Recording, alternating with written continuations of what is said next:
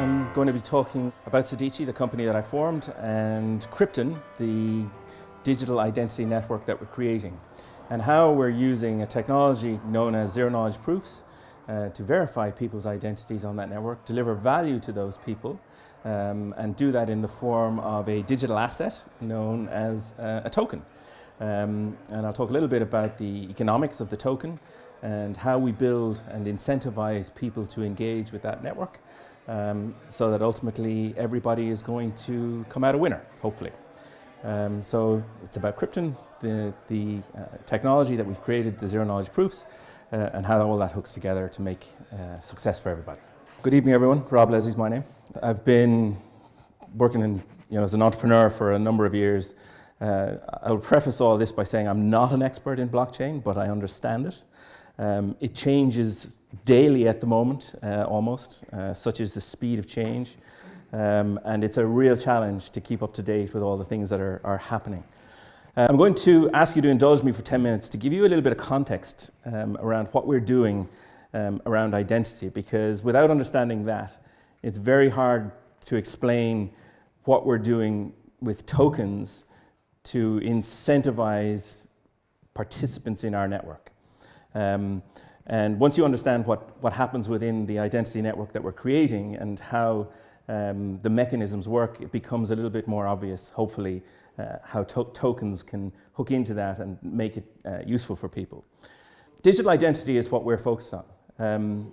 It's a project that I spend a lot of time on with the World Economic Forum because they realize digital identity is broken. Who you are, it's fractionalized, it's all over the place. Some of the information is true, some of it's untrue, some of it's half complete. It's just everywhere. And trying to identify who you are as a service provider, if I'm doing business with you, is a real challenge. And equally, on the other side, for all of us, trying to prove who we are to somebody is a pain in the neck. We've all had to go through the opening a bank account and bringing in your passport and your utility bill, and we need you to do it multiple times in multiple places, and it's just a complete and total nightmare. So this is the problem we're trying to fix. We're ultimately trying to create a global network, a digital identity network that will create friction-free economic activity. So any organization who wants to do business with you will be able to identify you seamlessly with just a consent. So they'll be able to contact you through a push notification to your phone to say, may we have access to your information, please? And it might be your name and address, it might be your name and address in a passport, it might be name and address, passport and something else, but you give the permission for that to happen, and then they go off somewhere else and get it. But they don't get the actual information, they'll get a token for that information, which will have a permission attached to it. And ultimately, that permission will expire, and the information will just reside where it started, and this information will not persist in perpetuity, which is what happens today. And it expires, because your identity has a shelf life.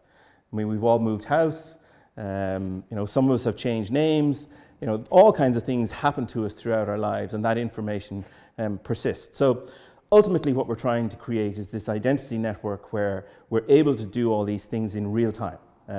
So I know you are who you say you are right now, at this moment in time. We use a technology called zero-knowledge proofs, and zero-knowledge proofs have been around for a long time, but they're only becoming cool in the last sort of 3 to 6 months, when blockchain developers suddenly realized privacy is an issue.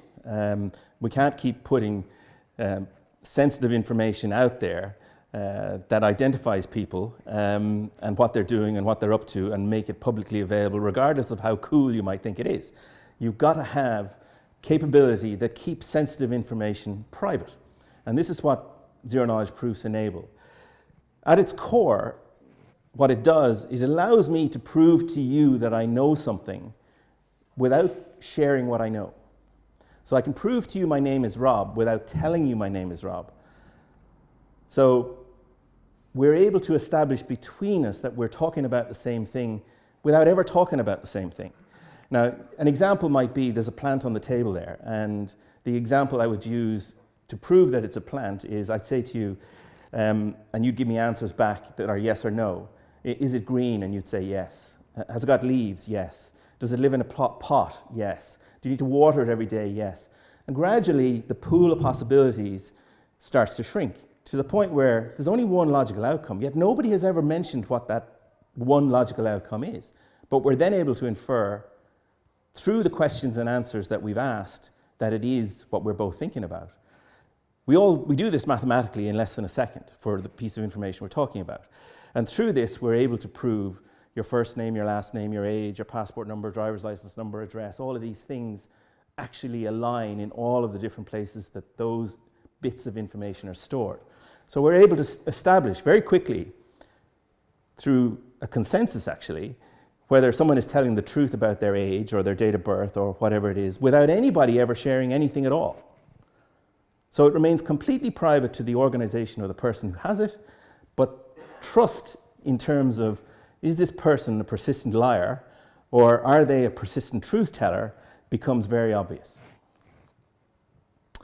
And ultimately what we want to get to is a place where we have no personal information at all being stored on a public blockchain, because public blockchains and GDPR are sort of fundamentally incompatible. Because under GDPR, I have the right to ask you to erase my information. And if you put it into an immutable public blockchain, you can't erase it. So anybody who wasn't aware of that, just be careful. Do not put anything that is personally identifiable into a public blockchain. Otherwise, you are going to have a problem. We've created this mechanism for any organization through what we call a zero-knowledge verification engine to be able to match information they have about you with information that somebody else has about you. So it might be a hospital with the government, or a telco, your telephone provider with Netflix, or some merchant that you're buying something. Pizza Hut, for example, you might need to prove that your address is valid, and we could do that with ESB, for example, completely seamlessly in the background. We want to get to a world where it looks something like on the left-hand side there, where we have this global network of verification engines running behind the scenes, where any organization who claims to have your identity can verify that information with anybody else. And they pay a fee for that. And part of that fee will go to you as a royalty for your participation in the system. Now, today we're going to make this happen with fiat currency, with euros, dollars, yen, whatever it is. But the payment to you will go to you in the form of a digital token. And it will sit in a wallet, whether you know that wallet exists or not. You can go and collect the wallet and whatever is in it at some point in the future and convert that asset into real money at a point in time. So it's like a savings scheme that you didn't even know existed, but is there for collection at some point in the future. And this is one of the things that we're going to use as a hook to try to get virality into the system and get some of the network effects coming into play. 3 basic layers. So we've a bunch of APIs. We've got the privacy network, which is the ZVE engine, and then we've got the public blockchain, which is recording the proof that a transaction happened on a certain date at a certain time, affecting a certain person. So this is the bit that I really want to get into, is how do we use tokens, digital assets, and I deliberately use those words because I do not like the word cryptocurrency, because it gives the impression that it's money, and it's not money. We're using it as something like a chip in a poker game. You can convert it into cash when its usage, its utility has completed. So you buy it, you get your chip, you play your game, and then you cash out at the end. But it's not money. And this is something that I think people get really confused about. So for it to be a security or money, there's what's known as the Howey test. And the Howey test is basically 4 things. For something to be dubbed a security, a share or a stock today, it has to be an investment of money. You've got to be able to invest money in it, in something. A common enterprise, like a company, because you're doing it with a common purpose. There has to be an expectation of profit, that you're putting money in with the hopes that this business is going to generate profit and you're going to be able to extract that profit. And the promoter of the business is going to be the one who's going to do that. So the board of directors and the shareholders or so on will contribute to make this business happen. If it doesn't meet any one of these things, it's not a security, okay? And this is what the big argument in the US is at the moment, is that the SEC in the US will say tokens are securities because they do all these things. But we would argue that the token we're using is no more than a chip in a poker game, or exactly like a golf membership that can be traded. And there are golf memberships that can be traded on exchanges around the world. It allows you to purchase something, use it for a period of time, and then sell it on to somebody else once you've finished with it. So the two biggest classifications of tokens, security tokens and utility tokens. Security tokens come under existing legislation. So all the regulation that the SEC has in place for managing securities today will apply to you if you are deemed a security token. And that is not a good thing, because that's a pain in the neck.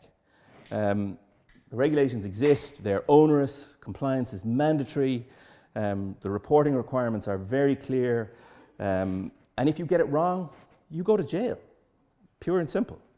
There's no gray zone in the middle here, it's black and white.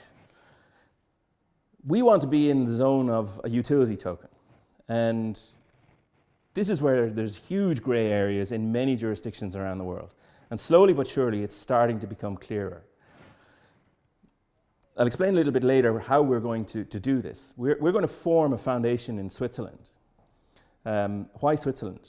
Because Switzerland has got a good reputation as a country. It's got strong laws, it's got a good banking structure, people trust it. But it's also got very clear rules around what is a security token and what isn't a security token, what is a utility token, what isn't a utility token. For us, we want to be absolutely in the category of a utility token because we don't want the reporting requirements that a security token brings. The primary differentiator in Switzerland is if you are investing money through an ICO into the creation of a product that has not built its platform yet, that is a security because it's an investment for the creation of an asset. If the asset already exists, the platform exists, and you're investing money in it, you're now essentially becoming a member of that platform, and you're then able to subscribe for a utility, a membership essentially, that allows you to play on that platform or participate. And that's where we want to play. We're being very careful about not turning our token into a payment instrument. Again, a whole raft of legislation around what is a payment instrument, meaning you are a money transmittal service, moving money from point A to point B. Rules and regulations around that, you've got to be very careful about not blotting your copybook on that as well. So anybody who's thinking about creating an ICO or doing a token-based business, just be careful of these things because you can get yourself into a lot of trouble without a lot of effort. The SEC has taken a very hard line, and they're taking a hard line because there have been a ton of scams basically created by very entrepreneuring shysters who have come up with an idea, written a white paper, and raised hundreds of millions of dollars and disappeared. Last year it would have been normal to have seen an ICO raise 100, 150, $200 million, and 12 months later, 66% of them are gone. And the guys are gone. They're on a beach somewhere. Might be a good idea, Getting it right. So how we're going to structure this is we've got Sodici, the company. It's an Irish company. Our business today, we could set up and we could start selling our services through licenses or whatever. But trying to build a global identity network, trying to sell licenses individually is bloody hard. It's impossible, right? Google has failed at it, Microsoft has failed at it, Facebook has failed at it. And the reason they failed at it is because governments will never put their citizens' information into the hands of a single commercial entity that gives them essentially the keys to the kingdom. Which is why we're going to create this Swiss Foundation, which will essentially receive the software as a donation from us. It will be a not-for-profit foundation, and it will give the software away to anybody who wants it. And then you ask, how the hell are you guys going to make money? Well, we're going to provide services to this foundation for which we will be paid. And we will be paid through the money the foundation receives for the sale of tokens in order for people to participate in the network. So how do we sell these tokens and how do the tokens work? Up until 6 months ago or 9 months ago, I'd never heard of this equation. MV equals PQ.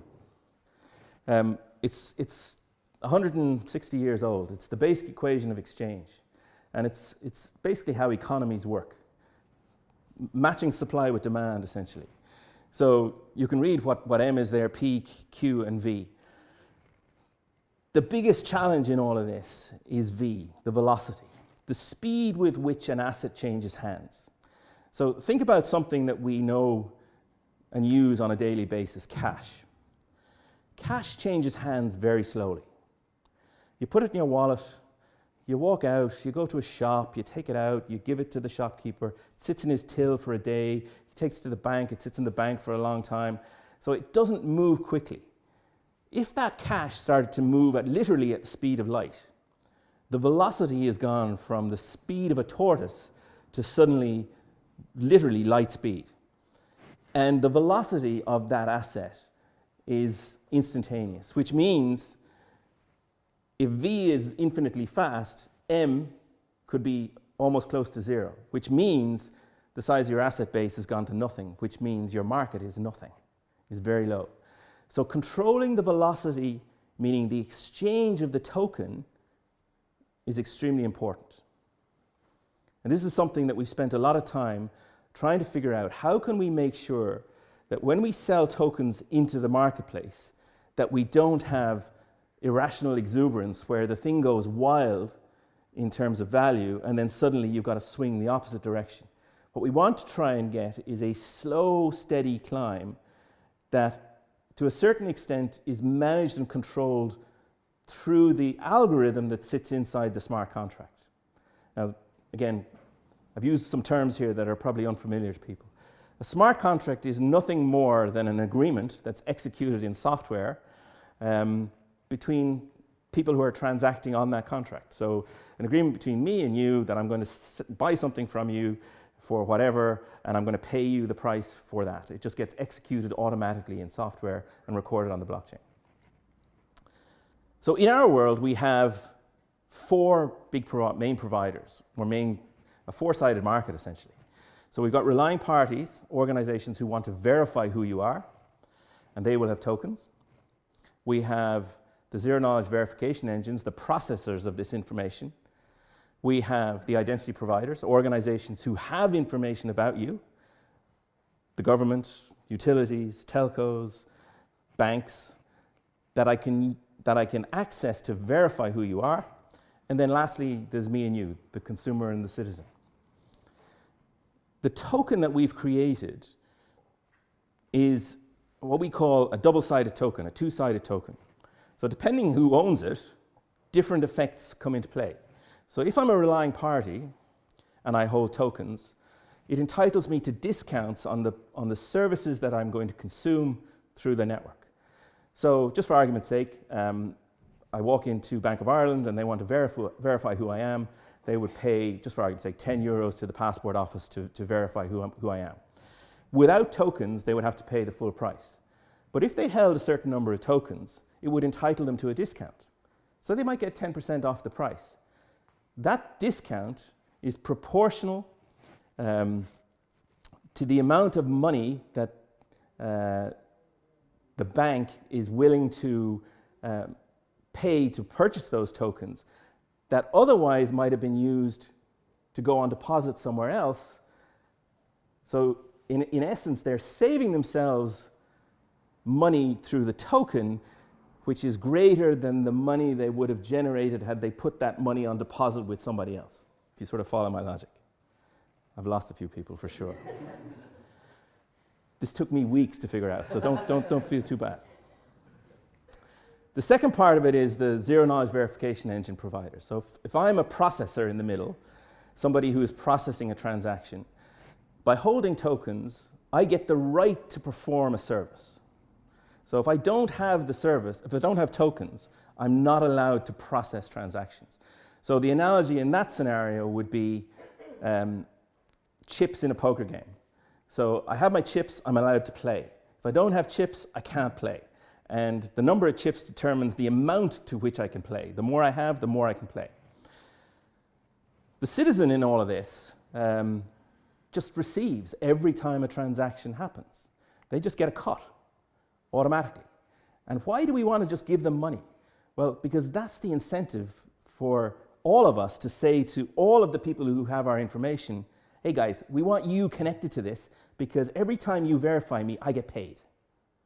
There's money in it for me, so do it as much as you like. And over the course of a year, you could earn a couple €100 through this without doing anything, without even knowing about it. And I guarantee you in 10, 20 years' time, when your kids find out that they've been missing out on this for those 10 or 20 years, they might have a few €1,000s in there that, lo and behold, could come in very handy. And they just have to go collect it. Now, what we're hoping will happen is that we end up with these two feedback loops. A business feedback loop and a societal feedback loop, where you get these virtuous cycles that become self-sustaining and actually force growth in themselves because you get network effects kicking into play. As more identity providers connect to the network, more transactions start to go through the network, more royalties come to the individuals, more individuals encourage more providers to get connected to the network, which drives more traffic, and so on and so forth. And you get to a point where the network starts to increase. And you end up with, over time, something that looks, we hope, like this, where initially, investors are the ones who hold all the tokens, because they're the ones that are going to pay the 30 million that we're seeking to raise initially to get this network off the ground. Over time, they will start to sell those tokens into the marketplace as more and more organizations start to participate. So we've got relying parties and the zero-knowledge verification engine starting to hold tokens, and us as individuals starting to hold tokens. So the investor pool is going down, and the relying party pool, of which we are one, starts to go up. And the verification engines in the middle holding some, but a very small amount of a key amount, because they enable the whole ecosystem, holding some of that value.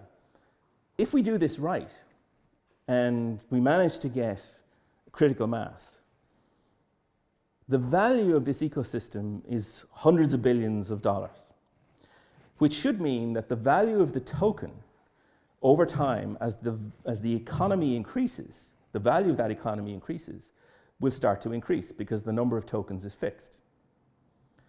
So just say, for argument's sake, it's €1 billion to begin with, is where we start with in terms of the value of that economy.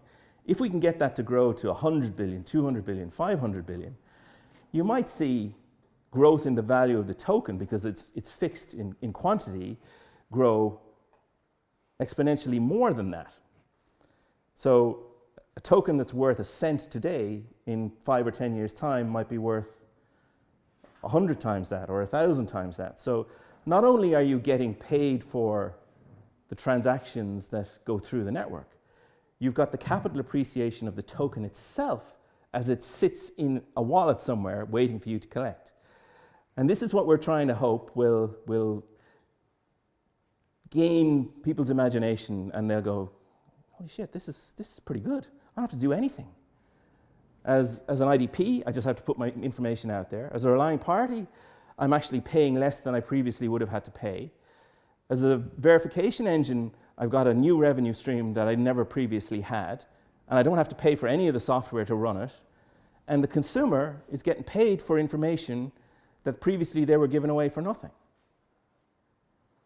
That sounds a pretty good deal. So, should work, right? Should work, right? It will work, right? But the hard part is getting to critical mass. The hard part is what I call empty swimming pool syndrome, where everybody's standing around the edge looking at each other going, that's a beautiful swimming pool. Why is nobody in it? But as soon as you get some brave organizations or individuals diving in that pool, everybody will suddenly want to get in the pool. So it'll go from slow adoption, whoosh. You suddenly hit that inflection point where everybody will want to get in. We've got to get to that inflection point before we run out of money. That's That's the key challenge. So some of the areas that we think the private information economy, where none of us get paid for our information today, we think that's going to change, and privacy is going to drive a lot of that. Facebook are finally realizing that people are fed up with them monetizing their information, taking all the profit and trying to sell us, we connect the world, we make you all wonderful, happy people. That's not good enough anymore. We want a piece of the action as well, thank you. Specialist services for high security legal applications, so airports, airlines, law enforcement, where again the sensitive applications that are high value. And then the decentralized economy, where blockchains and tokens I think are going to enable a whole raft of new business models. And I'll give you a couple. I mean, one that I think is going to be huge is fractionalized ownership of a physical asset. So today, for example, we buy our house.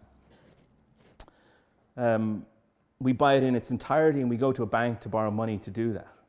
What if you could go to a blockchain-enabled mortgage provider where you could say, I want to buy this house, but I only have to buy 51% of it in order to get control of the right to live in it. And the other 49% gets sold as fractional pieces of bricks and mortar that other investors will buy, which they can sell whenever they want because it's all recorded through a token on a blockchain. That means instead of a house costing €1 million that you have to buy, you only have to spend 510,000 on it. And you still have the right to live in it, and others will own the other 49% of it. I'm seeing some quizzical faces. That is what's going to happen. That is about to hit the market in London, and it will destroy the mortgage market as they know it today. Any asset can be fractionalized. So property is one, airplanes, cars, whatever. Doesn't matter what it is. Everything can now be fractionalized and sold. Services can be fractionalized and sold and bought and traded as investments. Typically where an airline, for example, might have spent €1 billion financing a new fleet of aircraft, they could say, we're going to issue a token to finance this fleet of aircraft. The token they issue might entitle you to discounts to sit on that airline. And you can sell it whenever you like. Someone else will buy it. And it might appreciate if the airline does well. So the whole bundle of things that I think is going to be enabled.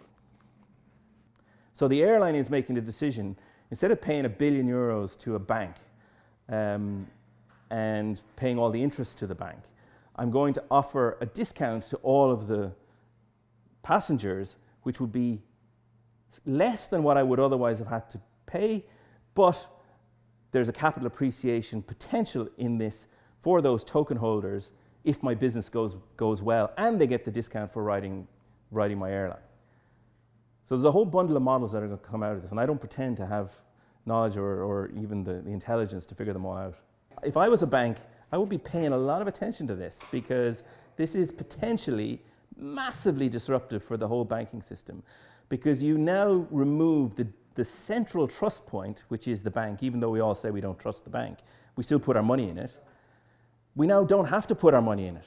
We can put it into a whole variety of decentralized asset options and purchase tokens that we can sell at any moment in time whenever we decide to, and have the security of knowing that it's all properly recorded in a trustworthy way.